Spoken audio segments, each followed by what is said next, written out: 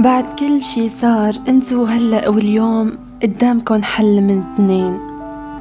يا اما بتطلعوا على الماضي وكأنه الصفحة وانطوت وبدكن تقولوا ألف الحمد لله يا رب على كل شي، يا اما بدكن بتضلوا بتطلعوا على الأيام يلي راحت بحسرة وتروح فرحة بكرة بهم امبارح. إذا الأيام القاسية قدرت إنها تعلمنا قيمة النعمة بتكون ما عذبتنا على الفاضي. لهيك عيشوا الحياة، المستقبل قدامكن، في شغلات كتير حلوة انتو مو شايفينها، بس شايفين الماضي وذكرياته وهيك صار وهيك ما صار.